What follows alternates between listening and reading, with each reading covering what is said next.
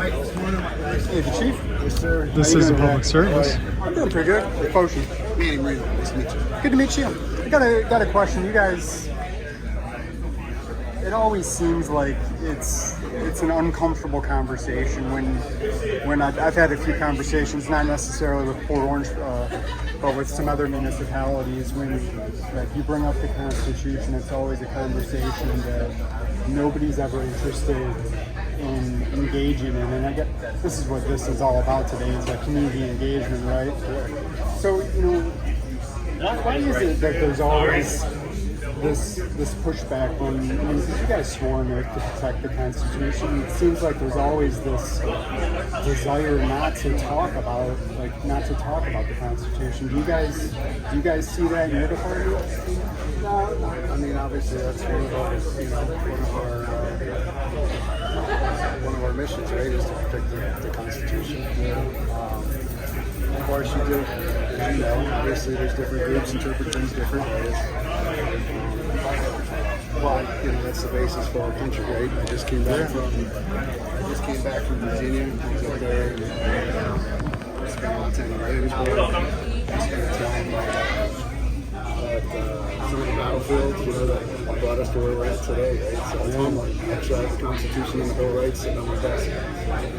Let's try and some groups will take it and try to twist it. You see preaching to the choir, right? You see both sides of the media.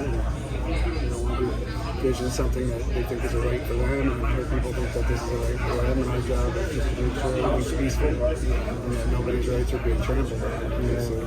So do you guys go through some sort of formal constitutional training, or is it just what the academy kind of puts on the guys? It's mostly the academy. I mean, obviously there's federal laws that we're guided by, but a lot of what we do as a municipal agency is guided by state statutes, city ordinance. But obviously there's civil rights and everything that's applied to what we do as well. But most of what we focus on is mostly state-based. As far as enforcing ordinances and state statutes. Some bigger cities may run into more of that, especially in Philadelphia, Chicago, New York. Here we don't see it as much.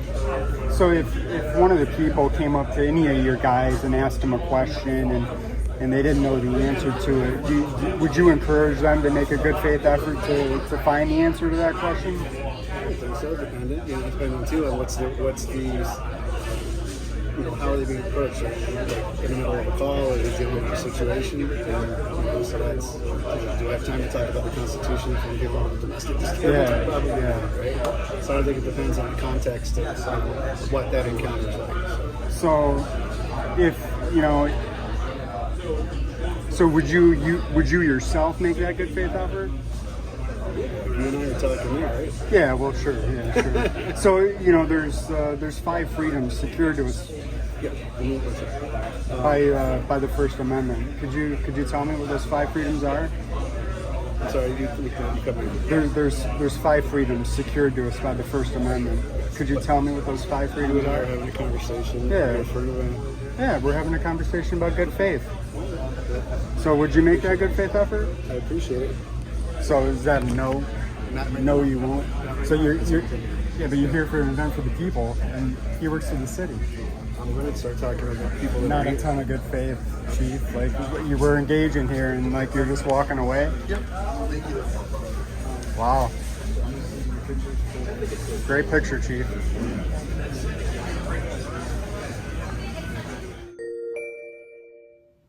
We're out here today to ensure our natural rights are respected by those who swore an oath to support, protect, and defend the rights of the people.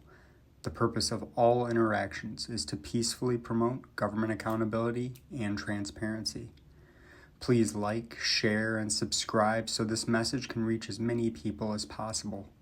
I implore you to peacefully seek redress to any and all of your grievances. This is a public service.